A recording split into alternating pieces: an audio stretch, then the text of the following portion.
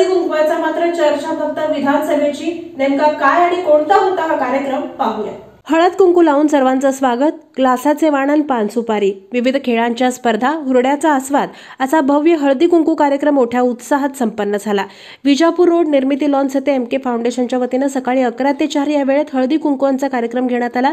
दक्षिण सोलापूर मतदारसंघाला केंद्रबिंदू ठेवून घेण्यात आलेल्या कार्यक्रमात सोलापूर शहरासह ग्रामीण भागातून महिला मोठ्या संख्येने उपस्थित होत्या।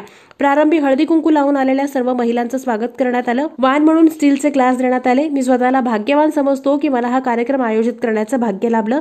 आज या माता भगिनीमध्ये मला साक्षात आदिशक्तीचं रूप दिसतंय आणि अप्रत्यक्षरित्या आदिशक्ती देवी आशीर्वाद देत असल्याचा भास मला होतोय, अशा भावना एमके फाउंडेशनचे अध्यक्ष महादेव कोगनुरे यांनी व्यक्त केल्या।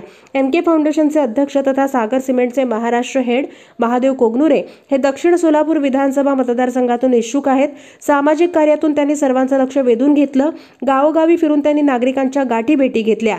जळीतग्रस्त कुटुंबांसाठी तर देवदूत ठरले आहेत। दरवर्षी ग्रामीण भागातील विद्यार्थ्यांना लाखो वह्या वाटप करतात। त्यांची एकूणच धडपड पाहता या हळदी कुंकू समारंभाला आलेल्या महिला भगिनींनी भाऊ तुम्ही तयारीला लागा, आम्ही तुमच्या सोबत आहोत असा आशीर्वाद दिला। यावेळी भला मोठा डिजिटल फलक, कराओके, उखाणा, नाटक आणि नाचगाणं अशा विविध स्पर्धा महिलांमध्ये रंगल्या। महिलांनी या सर्व स्पर्धांचा मनसोक्त असा आनंद लुटला। यावेळी प्रत्येकाच्या कलागुणांना वाव देण्यासाठी व्यासपीठावर संधी देण्यात आल्या। अनेकांनी या संधीचं सोनं करत आपली कला सादर केली।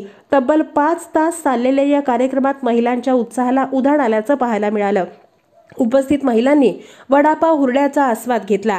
जिंगाट गाण्यावर लहान थोर सर्वांनीच ठेका धरला। लकी ड्रॉ कुपनच्या विजेत्यांना फाउंडेशनचे अध्यक्ष महादेव कोगनुरे यांच्या हस्ते बक्षीस वितरण करून कार्यक्रमाची सांगता करण्यात आली।